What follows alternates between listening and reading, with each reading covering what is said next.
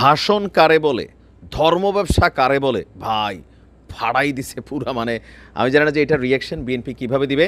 তবে আগে জামাতের একজন নেতা গোলাম পরোয়ার, এই লোকটার গলায় যে এতটুকু পাওয়ার আছে আমি তো দীর্ঘদিন দেখি নাই, আগে শুনি তিনি কি বলেন দেখি। আপনি যে আওয়ামী স্টাইলের কথা এখন শুরু করেছেন কেন?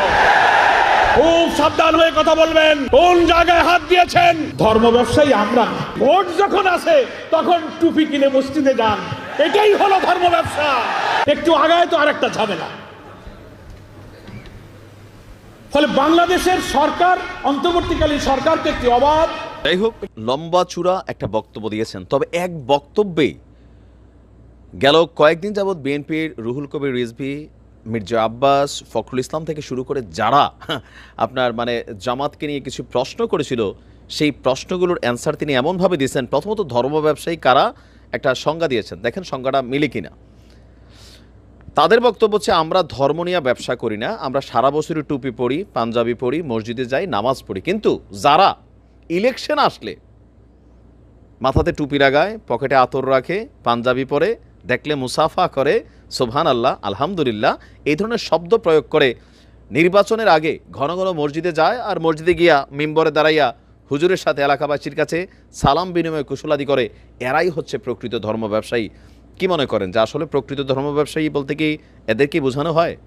Number one. নাম্বার টু, ৭১ আপনাদের ভূমিকা কি ছিল? এই প্রশ্ন ছিল জামাতের প্রতি। তিনি বলছেন যে জামাতকে নিয়ে ৭১ যেই খেলা, মানে মুক্তিযুদ্ধের পক্ষে না বিপক্ষে, এই খেলা আওয়ামী লীগ খেলেছিল। জামাতের ইস্যুতে আওয়ামী লীগ এই খেলা খেলতে গিয়ে, স্বাধীনতার পক্ষে বিপক্ষে খেলা খেলতে গিয়ে বাংলাদেশ থেকে নির্মূল হয়ে গেছে এক ধরনের, মানে দেশ ছেড়ে পালিয়েছে শেখ হাসিনা সহ আওয়ামী লীগের নেতারা। তো বিএনপিও যদি এই পথে হাঁটেন তাহলে তাদের পরিণতিও হয়তোবা এদের মতনই হবে, একটা তিনি সাবধানতা বাণী দিয়েছেন।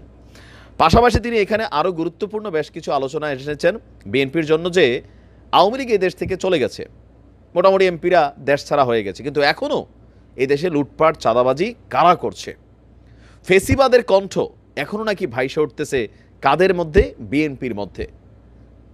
মানে তিনি এখানে টোটাল যে বক্তব্যটা দিয়েছেন, মাঠ কাঁপানো, কর্মীরা বলতেছিল ঠিক, চিৎকার শোরগোল।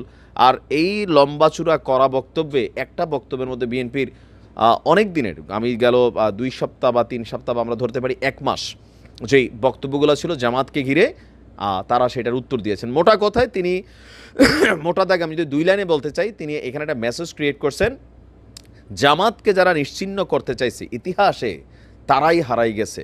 সো জামাতকে যদি কেউ নতুন করে দেশি বিদেশি ষড়যন্ত্র করে জামাতকে নির্মূল করতে চায়, নিশ্চিহ্ন করতে চায়, তাহলে তারাই কিন্তু নিশ্চিহ্ন হয়ে যাবে, নির্মূল হয়ে যাবে বাংলাদেশ থেকে। এটা একটা ভবিষ্যৎবাণী চেতনা দিয়েছেন।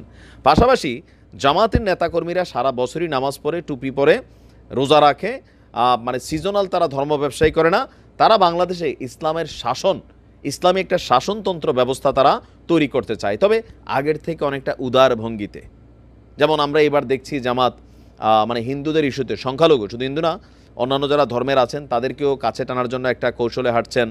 নারীদের ব্যাপারে এর আগে যে রেস্ট্রিক্টেড মেন্টালিটিতে ছিল, সেখান থেকে তারা অনেক দূরে সরে আসছেন। নারীদের পোশাক বা বোরকার মধ্যে জোর করা ঢুকানো হবে, এই ধরনের বিষয়গুলো থেকেও তাদেরকে নিয়ে যে অপপ্রচার আছে তারা বলছেন, সেগুলো থেকে তারা বের হয়ে এসেছেন। কর্ম, শিক্ষা সব কিছুতে নারীরা স্বাধীনতার সুফল ভোগ করবে। ইভেন বাংলাদেশকে একটা ন্যায় নীতি ভিত্তিক একটা কি বলা যায়, যে মানুষ ঘর থেকে বাহিরে গেলেও শান্তিতে থাকবে, এই ধরনের পরিস্থিতি তৈরি করতে চাইলে বাংলাদেশে জামাত ইসলামের বিকল্প নাই বলেও তারা দাবি করছেন। তো আপনি কি মনে করেন যে আগামী দিনে রাষ্ট্র ক্ষমতায় বিএনপি আসলে অথবা জামাত আসলে বাংলাদেশের মানুষ কার ক্ষমতার আওতায় বা অধীনে আসলে শান্তিতে থাকবে, একটা সুন্দর বাংলাদেশ দেখবে? আমাদের প্রত্যেকটি রাজনৈতিক দল তারা বলছেন, বিএনপি বলছেন যে ভাই অতীতে ভুল করছি, সেই ভুল থেকে শিক্ষা নিছি। আর ক্ষমতাকে কেন্দ্র করে আমরা এই 2 দলের মধ্যে দেখছি কীভাবে বিভাজন তৈরি হচ্ছে। তো আপনার মন্তব্য কমেন্টে লিখতে পারুন, দেখি আবার বিএনপি এটার জবাব কী দেয়। ভালো থাকুন।